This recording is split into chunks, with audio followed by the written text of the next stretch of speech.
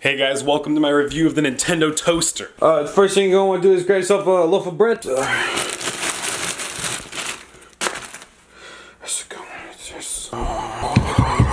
And you're just going to want to put the bread into the toaster. So now it's done. Oh, it's very not toasted. Overall, I give the Nintendo Toaster 0 out of 10. Does not toast at all.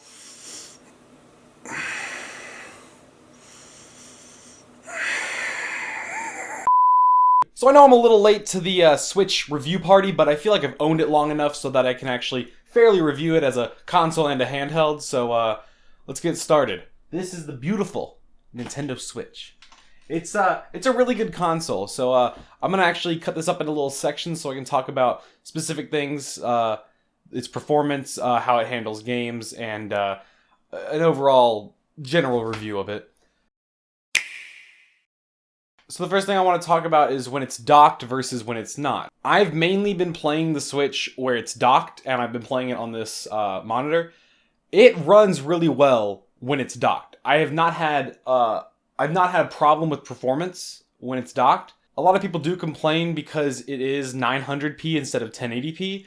I didn't really notice it until someone pointed out to me that it was 900p. When it's not docked, when it's in handheld mode, it really struggles at times. I would play it for long periods of time, and and big things would happen. Specifically, Zelda is really demanding to the game. Often I would be in big battle sequences, and it would just start losing frames out of nowhere. So I've only had the system crash one time, and that was actually not when it was mobile. It was actually when it was docked in the system. I had been playing it on and off all day. I had been turning it off. I think I turned it off twice and put it to sleep once. And I went back to play, and after a while it just crashed. It wasn't when it was doing anything too demanding either. I was just playing the game in a really simple part, not too strenuous on the hardware, and the system crashed. I don't know if that's really a complaint on the system or if it's a complaint on the game, but it did crash, and I think that's something to note. A lot of people were complaining about the controller, waiting for the Pro Controller to come out. I don't think you need to. This is really, really comfortable. When you hold it like this, it might feel a little weird if you're used to other controllers, but it feels normal after about 30 minutes of playtime. I never had a problem with it. I prefer to play it docked like this. It's really fun. A lot of times you would see the advertisements saying you could play it where they're separate. I don't see the real fun in doing that. You can put the little straps on, but it doesn't really do much. It's a lot easier to just have one bulky object here. It looks a little funny, but I love it. It's really comfortable. When you're playing it handheld, it feels just like the Wii U gamepad. It's a little smaller and a little heavier, but it feels comfortable to use. The two joysticks placement is it's completely natural, personally. It feels very similar to the Xbox, if that's a fair comparison, but I did not like the Wii U where it had the two joysticks right up at the top. I like this much better. I think it feels natural. Granted, I have only played about 1 or 2 games on the Switch, but it's still a really comfortable way to play. I haven't tried the Pro Controller. I don't know if it's good or not. Is it out? So yeah, the Pro Controller's out, but it's $91. I don't think you need to buy the Pro Controller. If you think you do, go ahead and do it. I think it's just as easy to play if you have the regular standard controller or handheld. Let's talk about Breath of the Wild, the launch title, the game everyone was excited for.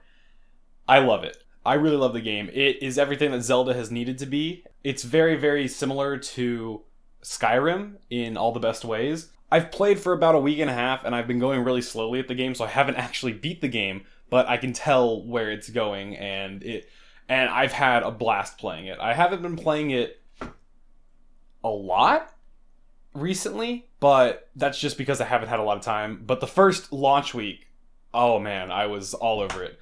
I've heard some people say that the Switch actually impedes on the game's performance, which I think is probably true. Like I said, I only had true problems when it was mobile, but when docked, besides that one crash, it really wasn't that bad. Running at 30 frames per second doesn't bother me. I'm not that crazy over frame rates. I think 30 frames is fine for the game. If it was 60, that's great, but I don't think it needs to be. Breath of the Wild overall is a lot of fun. It's probably my favorite 3D Zelda game so far. I recommend getting the Switch just to be able to play Breath of the Wild. If you have a Wii U and play it, I've heard that Wii U doesn't handle it as well, but if you have a Wii U, I'd say get it for that. I just play it. It's a fun game. Overall, if you're on the fence about getting a Switch, go ahead and get it. It's good. If you are saying that you have a Wii U and you just want to play Breath of the Wild, play Breath of the Wild on the Wii U. It doesn't really matter. It's the same game, just a little bit lower performance. But yeah, so the Switch. I would rate the Nintendo Switch a 10 out of 10. The problems are few and far in between, and personally, I think Nintendo outdid themselves on this one.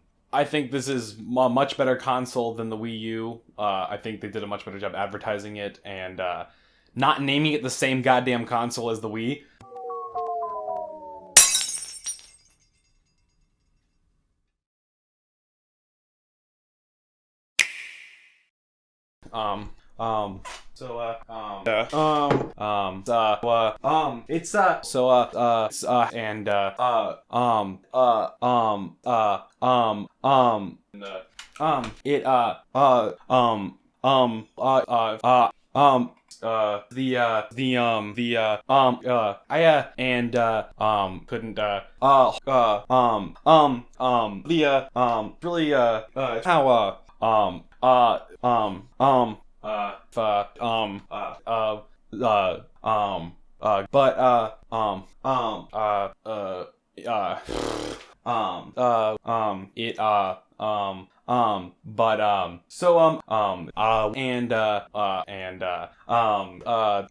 Nintendo Switch.